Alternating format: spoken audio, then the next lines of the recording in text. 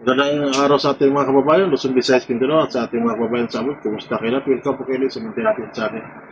Pag-usapan natin dito is yung maginang Senator Ligandra at saka Congressman Didiste ng Batangas.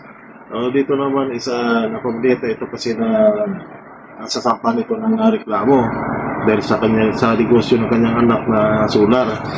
Dito naman, ang naman nakita naman natin itong talaga is napopolitika lang ito. Hindi naman sa kinakampihan natin itong mga mag-ina to dahil unang-una, minsan nakakainis nga ito si Congressman Didiste dahil matagal na ito nagsabi na may mga hawak siyang capital files pero ngayon hindi man na niya inilabas lahat. Inuunti-unti niya. Yan mga bagay na nakakainis dapat kung may mga hawak ka kasi ng mga ebidensya ilabas mo na habang may panahon pa kasi kagaya ngayon dito kasi nung pa naman kayo ng kaso tungkol naman kay Senator Ligardo nadadami lang ito dahil pinalabas ito na tinulungan ng kanyang anak para sa nasabing negosyo. Kahit sino ng magulang siguro tutulungan mo ang kanyang anak kung anong mga ikakabubuti sa kinabukasan. So walang masama dito, basta dumaan ka sa proseso. Pangalawa dito yung solar kasi is legal na ito. Tunayan, legal ito sa US at saka sa China, nagpa-Frances lang ito yata si Libiste. So dito, nagtataka naman tayo, bakit papasok sa plunder? Kumbaga para mga tagpi yung mga kaso para mapunta sa plunder. Alam natin ang plunder na ito makakalabas.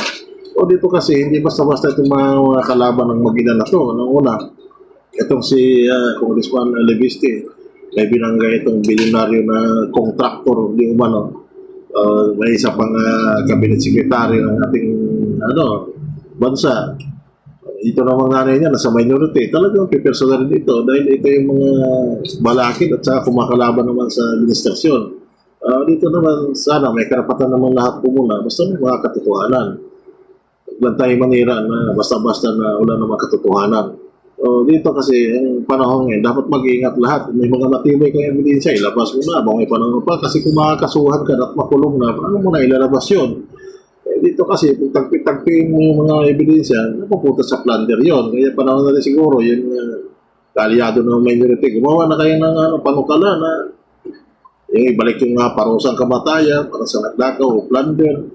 Criminal cases kayo, yung pagtanim ng mga ebidensya at sa pagtanim ng kaso, isama na rin yun kasi mabigat ito. Ito, kung sa panahon kung ikaw halimbawa nakaupo ngayon, may probinsya ka, kaya mo sampahan ng kaso na, paano ngayon pag bumaba ka naman dun sa pwesto mo? Ito rin sana isipin ng mga kinaukulan.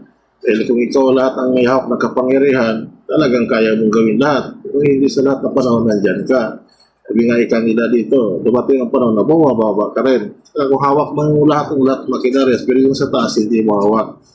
Dito lang naman sa atin, bigay natin ng opinion at reaction bilang simpleng mamamayan. Maraming salamat po, buhay mo tayong lahat. God bless.